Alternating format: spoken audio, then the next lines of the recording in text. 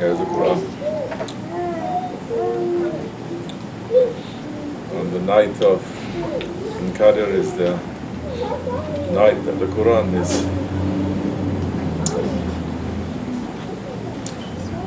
comes down from Lawful Mahfuz.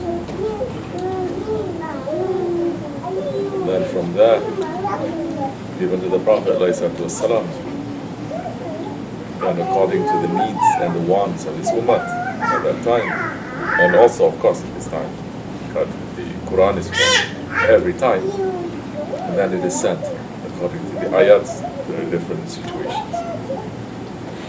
It's referring to that. And it is also known as a month of the Quran, reading of the Quran.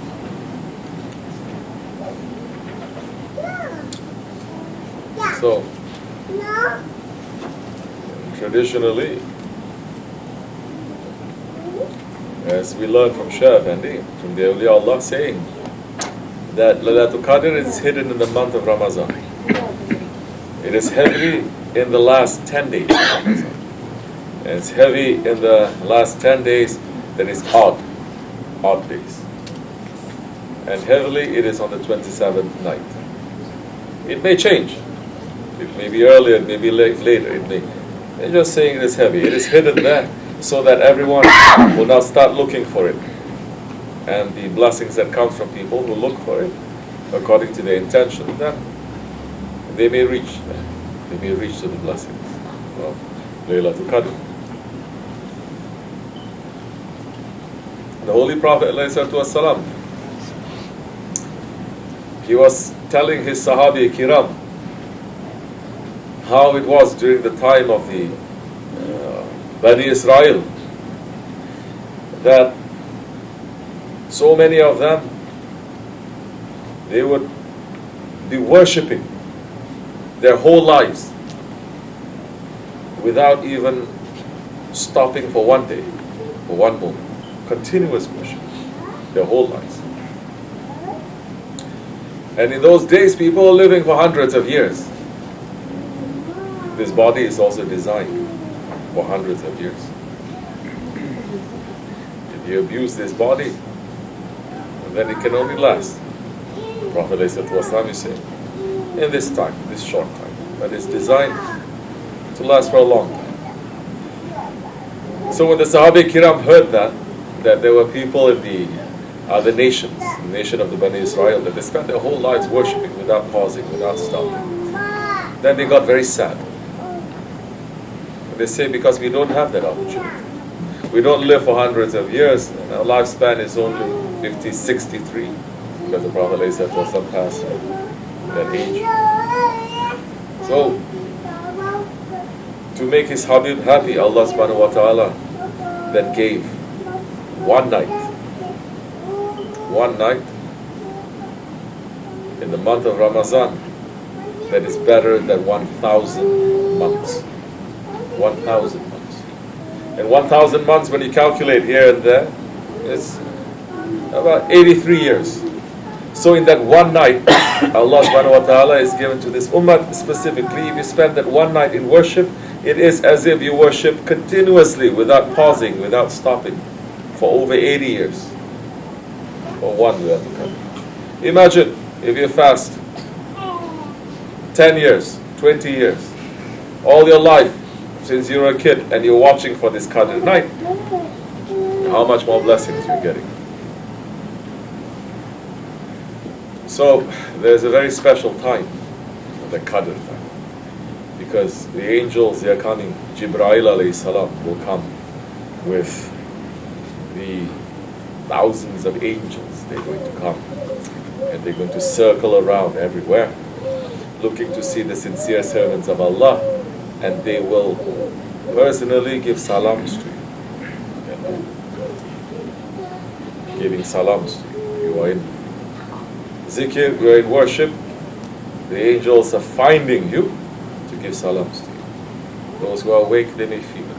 There are certain signs. The angels giving salams to you, as there are certain signs physically in the sky. One is Laylatul Qadr. That split second there, everything in creation falls down to sujood. into sajda. Everything in creation falls into sajda to Allah subhanahu wa ta'ala. If you catch that, then you're going to understand how this world, it is Jahannam. And your heart will turn away, be tasteless. You live in this world, you do things, but it's not going to be excited about this world anymore. You're going to be very excited about that next world because you're already witnessing the living world. And there are signs also in the morning time, how the sun is rising, and it is Laylatul Qadr. Watch out. The Ottomans, they are saying, don't wait for one night in Ramadan to find Laylatul Qadr. Treat every night like it is Laylatul Qadr. Treat every night like it. Treat every night like it is holy. Because even the alims, the ulamas, and the awliya, sometimes they are saying, which one is more holy now? Laylatul Qadr or the night of Jummah? Because the Jummah night, Thursday night, it is more holy than the two Eids combined. So many hadiths about the specialness of Jummah. Not too many about Laylatul Qadr. But Laylatul Qadr is when all that power of the Quran Karim, it is coming down. The night of power too, the power is coming down. But the Jummah night, that everyone is looking to see, it's another night. So what? The Jummah night, that the tariqats are keeping very high. They're welcoming the Jummah night now with zikr. They're listening to sohbah. They're doing a couple of things, praying, what we say, Maghrib and Isha together, and praying Fajr time together. That is the Sultan of the days.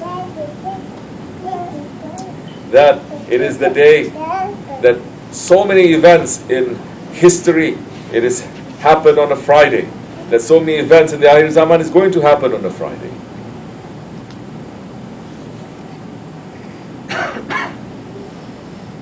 That Prophet ﷺ is saying, if you pray Isha in Jamaat, you get the reward as if you pray behind Hazrat Abu Bakr Siddiq. And if you pray in Jamaat Fajr, you get the reward as if you are praying in the Jamaat behind the Holy Prophet ﷺ. So, it is a very special, very holy night too. And the Ottomans, the Turks, they are saying, treat every night like it is Laylatul Qadr. Because Allah is descending every night. The last third of the night, every night, for this nation. Not for earlier nations, for this nation. Allah is descending. And Allah is saying, I am here for you. Women, you want to look pretty? No need to put paint here, paint there, there's a... Wake up for tahajjud. You pray tahajjud time because that is the time when the lights is raining. The angels, they are coming. You're awake and you're worshipping the angels, they fix everything. You become very beautiful. You become a face that people, they want to see. It's for men too, of course. Any believer that is. No need to put nothing. So it's necessary for us to know these things. Treat every night like it is Laylatul Qadr. They say treat every person that you meet as if it is Hizr alayhi salam, the one who can grant you any wish that you want. Hizr alayhi salam.